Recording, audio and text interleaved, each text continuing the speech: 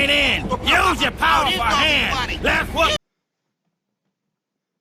Hello, everyone. We are live for our Friday night SmackDown review because I'm lazy and let alone a bit irritated.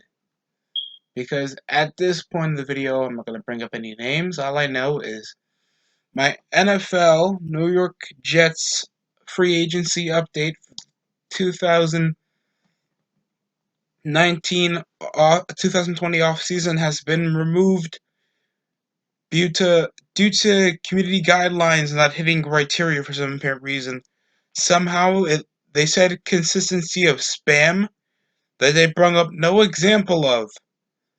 Don't know why. Probably because they think 2020 off season is connected to 2019 year. I don't want to get that much into it. All I know is I've been hit from misunderstandings from YouTube already. I got a copyright strike one time for a a song that wasn't even in the damn video game, and all I did was a clip of just Triple H getting hit by a table. And when Motorhead played, somehow they thought I was playing Broken Dreams. Whatever, man. I'm not trying to make this blow my mind because all I got was a warning. I'm not gonna hit up any names because rarely anybody watched my content for Yu-Gi-Oh! To hit that criteria that I'm spamming or that I'm using some kind of desperate way to hit up my channel to make sure it's, scamming other people when rarely a lot of people watch my content unless I talk about something big or something controversial or something that's absolutely funny. So I have no reason why they're targeting an 18 subscribing channel. But thanks everybody's home, I guess that's what they're doing now. Braun Strowman was the first person to come into the ring for the start of the new era of another underwhelming superstar holding on to the world title.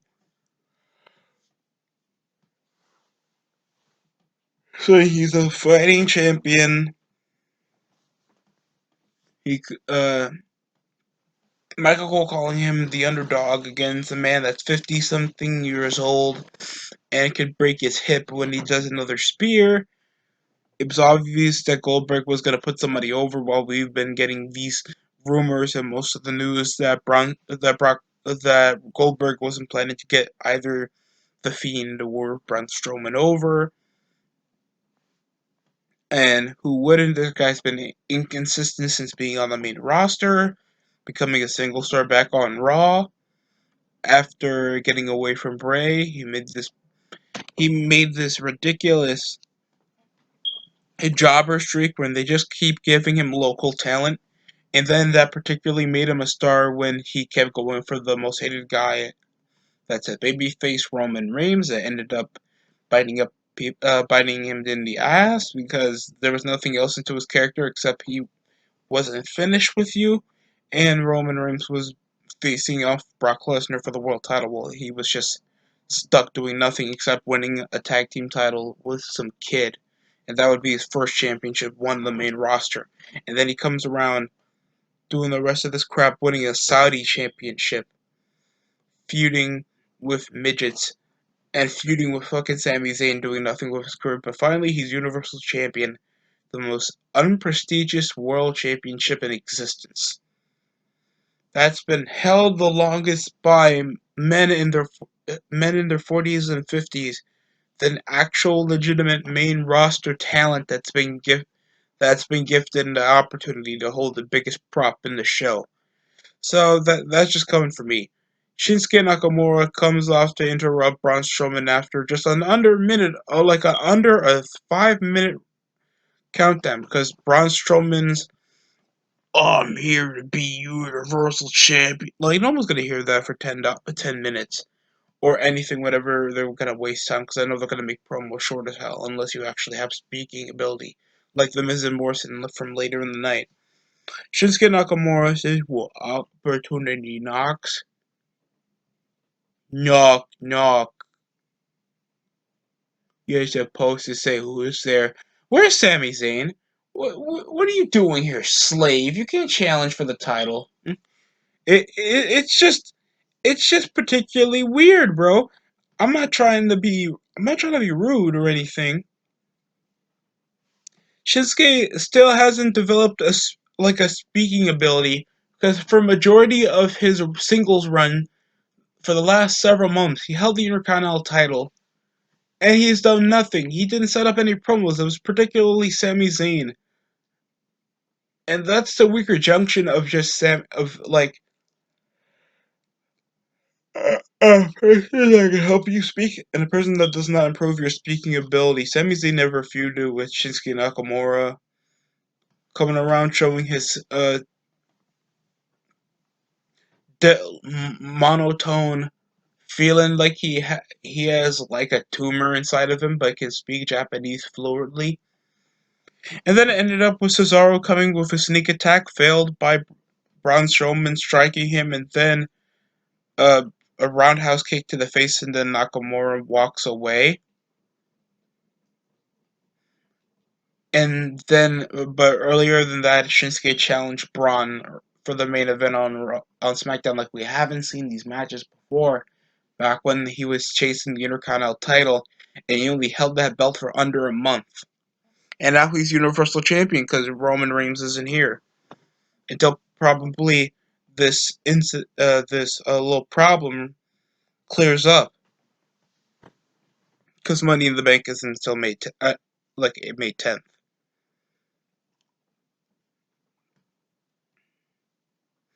All I can tell you about the segment, it was awkward, it was weird. I don't care. I think a lot of fans care because whenever you see Shinsuke Nakamura talk, you're gonna laugh. You're not going to feel intimidated or interested unless he's speaking in Japanese and you guys can understand Japanese or through subtitles. That's just not how it is.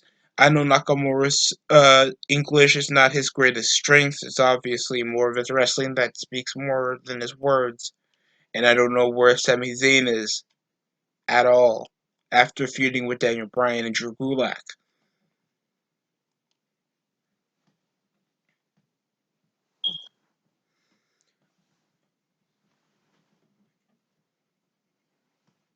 And then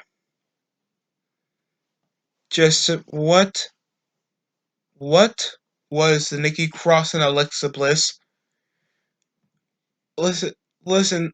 The most of the majority of the rematch that they had with the Kabuki Warriors was just Nikki Cross and Asuka screaming like fucking lunatics. That came from a Borderlands series,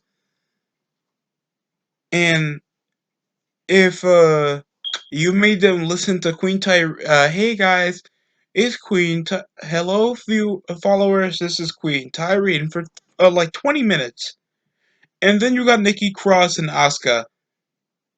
If you put Borderlands on Weeb mode, then you have Asuka. English version is Nikki Cross. Corey Graves just absolutely just agitated. It's like as I felt getting on a commentary with Nikki Cross. Michael, shut up, you weren't here for several weeks until WrestleMania. I need to make my girl happy. Sure, sure, sure. And your wife too, right? So Michael Cole was just agitated for majority of the night. It was a bit better than the match they had at Mania. We opened up with it looked like Kyrie Sane was taking her more of Alexa Bliss and Nikki Cross seriously. They went into more of a strike. I think there was a backhand by Kyrie Sane. I know Kyrie Sane's not gonna show up in the corner. Congrats though on getting married and shit. I think it ended up with a twisted bliss from a neck breaker. I think it was a quicker match than they had at Mania because obviously the rematch trying to establish a group that really doesn't seem that in sync. The spot of the night was somehow just a screaming contest with Nikki Cross and Asuka with the headset like they're freaking 12 years old. I mean, like they're freaking 5 years old. Fighting over who wants to be Jim Ross. It was such an awkward performance.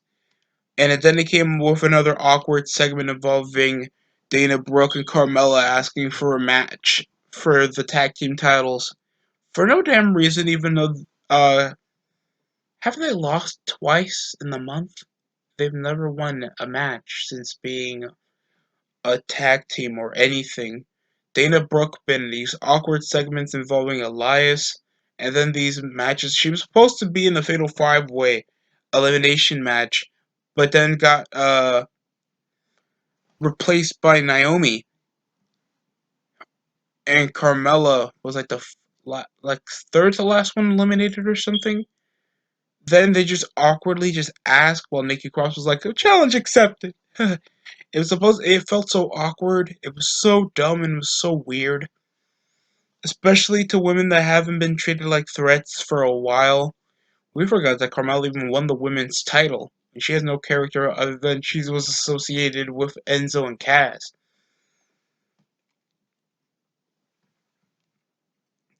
Next up, an update on Otis and Mandy's relationship. This was teasered over the night. Obviously, Michael Cole is happy. Corey Graves wouldn't give a shit if Otis was happy.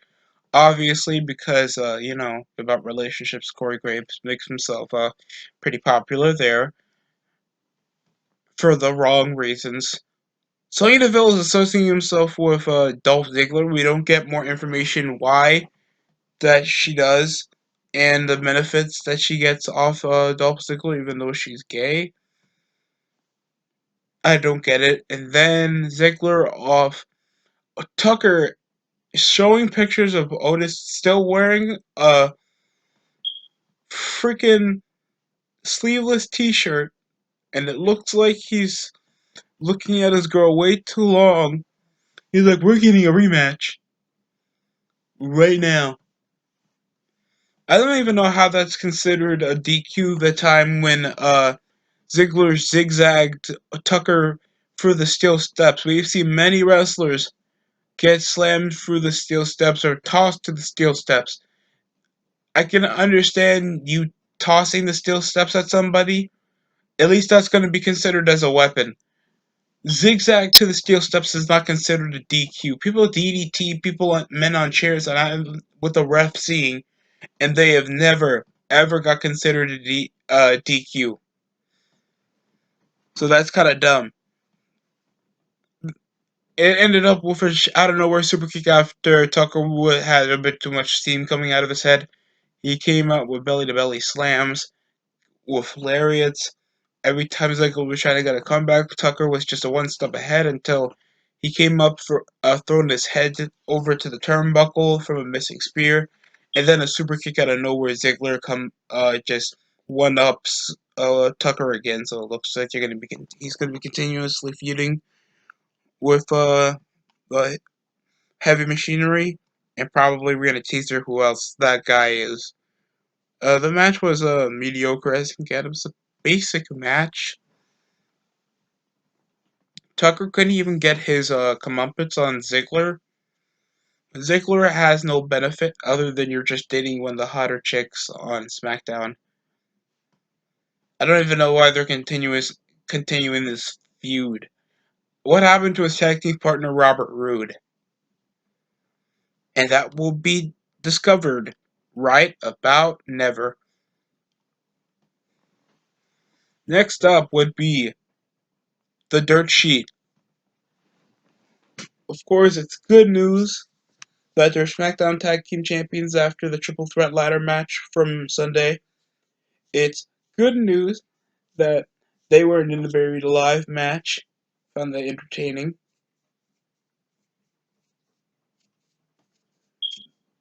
It's good news about the Fiend match and how he wasn't there. Obviously, they were going to make a shot to John Cena being a part timer. Basic, basic insults. And was it okay? It was fine. I just felt like they should have gotten more material. They didn't.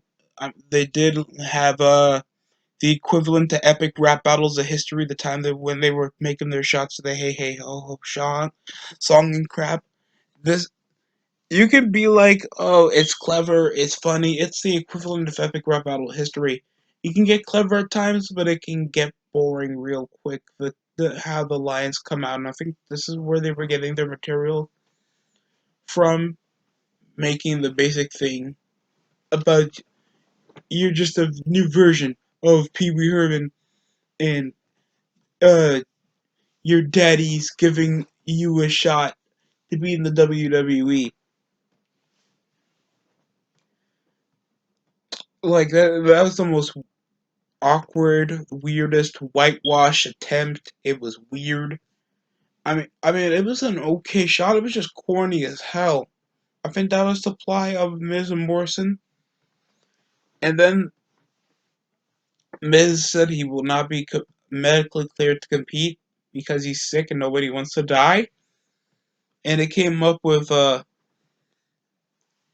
random reference by Biggie Langston by somebody from Instagram. You can't do whatever you want because they don't want Miz to walk out of the match. It's going to be a triple threat match for the tag team titles again, but instead of all three teams, it's going to be Biggie Langston, Jimmy Uso, and The Miz next week on SmackDown. And it's so much awkward promo time against still the same guys, the Usos and the New Day, Miz and Morrison. They don't have a good tag team at all until later on. Then we got an NXT call-up, folks. The Forgotten Sons would face off against the same guys who beaten Lars Sullivan. Why? Why? Why? Well, the Forgotten Sons would debut. Somehow, all three of them having long hair, and then I think it was either. I think it was. I don't know if it was Steve Cutler cutting his hair off. I guess they kept showing we will get forgotten no more, and all I can remember is that fucking Gunner from TNA. That's Gunner from TNA. Oh my god. Why they keep getting regurgitated TNA? I can remember the big ass dude with. He's from the Marines. He's big as shit and he's ripped. And then you have the guy that teamed up with Buddy Murphy back on NXT, and this fat Tucker that's about like as white as Sheamus and wears Texas boots.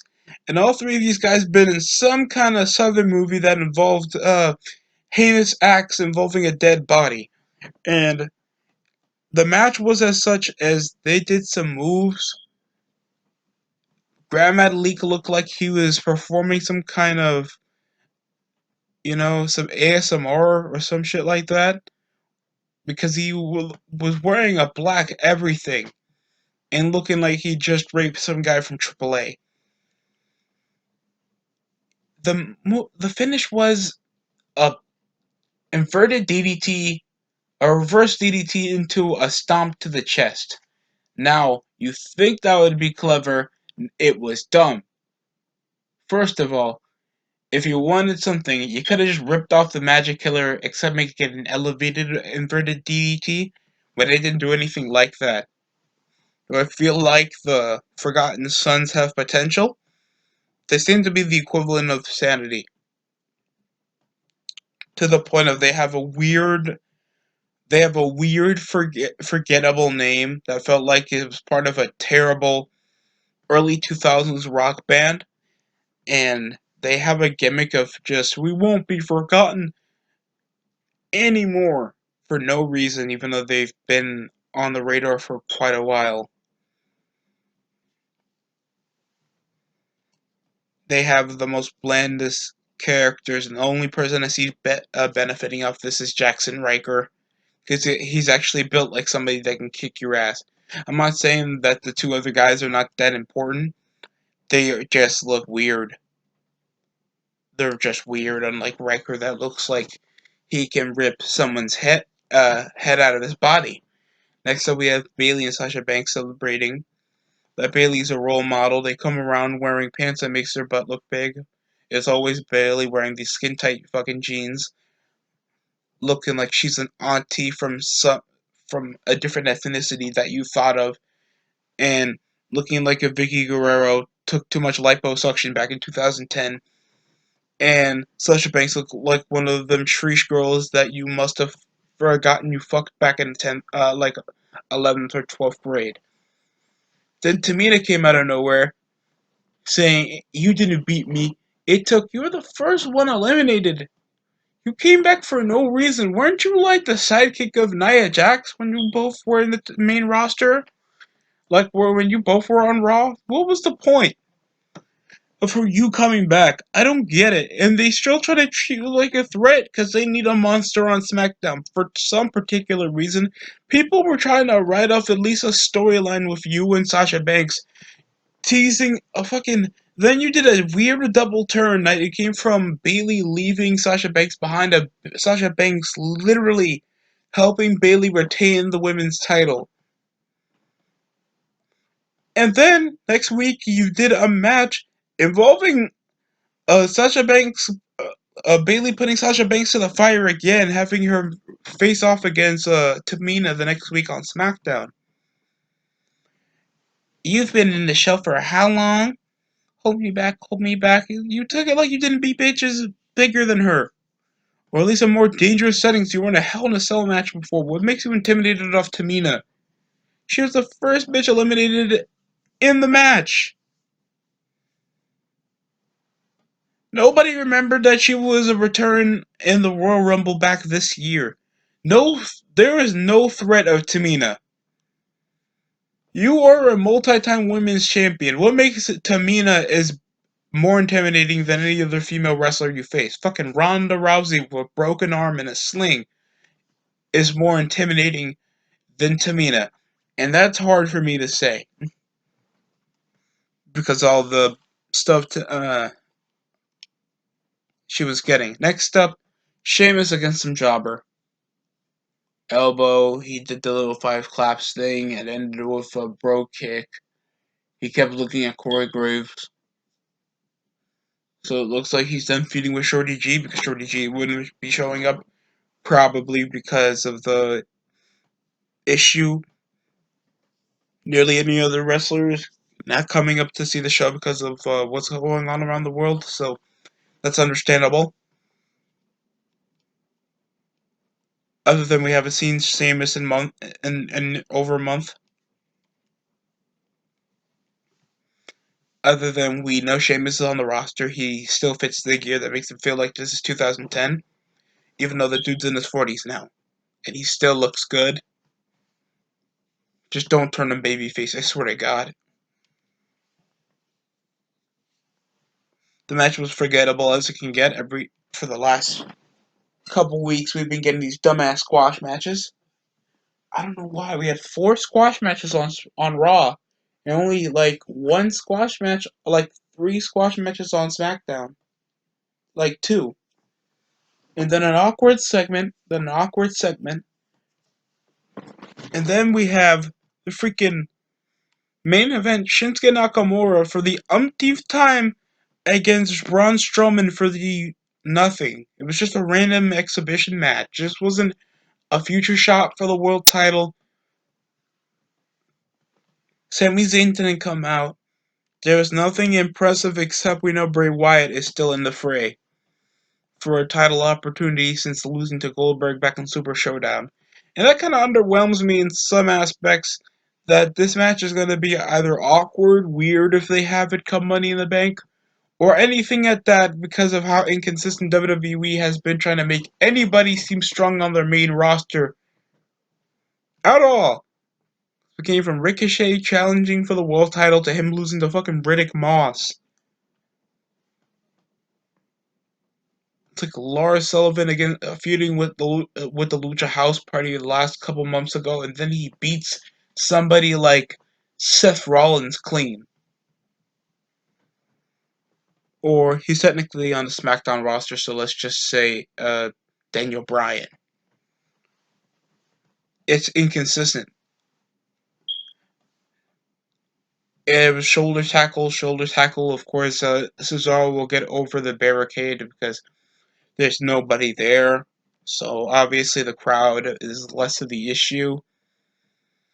Shoulder tackle, a fake kick into that heel kick. Seriously, how everybody falls for that? I mean, yes, it's a fast-paced maneuver, but Jesus Christ, they kept referencing that they feuded for the Intercontinental title, but they thought, like the time Nakamura said, "We beat you." Like, don't you take? Braun didn't even have a clever comeback after it literally took 3 men to stop him for the Intercontinental title, and the belt went to Sami Zayn, the most underwhelming Intercontinental champion ever. Thinks this is his first singles belt in the 5 years he's been in the main roster, feuding with Kevin Owens, feuding with a few main eventers, hell, feuding with Braun Strowman, and it took him this long. That's sad.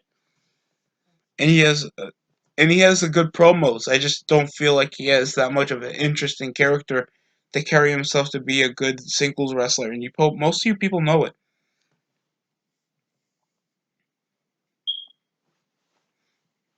It ended up with a reversal counter into a power slam. And yeah, that would be Braun Strowman picking up the 1, 2, 3. And then we had Bray Wyatt come around just saying, "I took care of John Cena." I'm scary. I want a shot for the Universal title. I want the Universal title. That's about it. And then Braun Strowman trying to think he can get a one up on fucking. He couldn't even get a one up on a man that can barely speak English, and he comes around saying the gayest line ever. I'm going. I don't mind. I'll. I can let you in.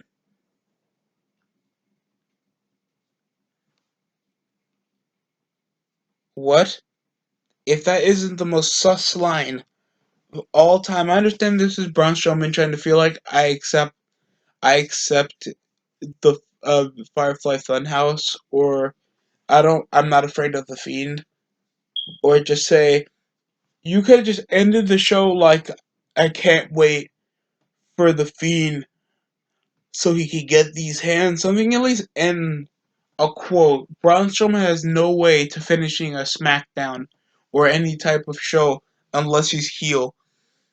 Now he's babyface. It's the worst feeling in the world. Thinks you can't carry a show off a heel anymore, like a real monster heel. You can make him a badass that can feel untouchable. Hell, make Braun Strowman feel like the fucking mountain from Game of Thrones.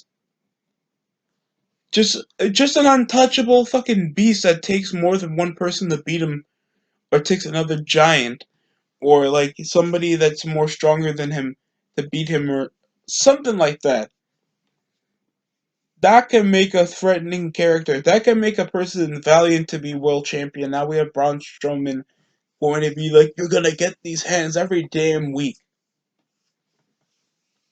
And it's so boring. It's gonna be so boring watching these SmackDowns like it isn't already. This SmackDown got a 4 out of 10.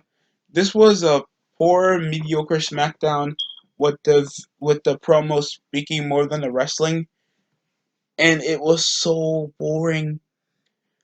I felt like some of these segments weren't going to stop. The Nikki Cross and Alexa Bliss segment was one of the worst. It was awkward how these guys just got a weird title shot for no particular reason.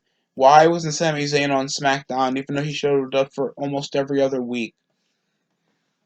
Braun Strowman is going to be one of the worst Universal Champions we have ever had full time since Kevin Owens. And he didn't do anything except repetitively just feud with Seth Rollins and Roman Reigns until somehow another oh god, it was Goldberg again that took the title away from him. Holy crap.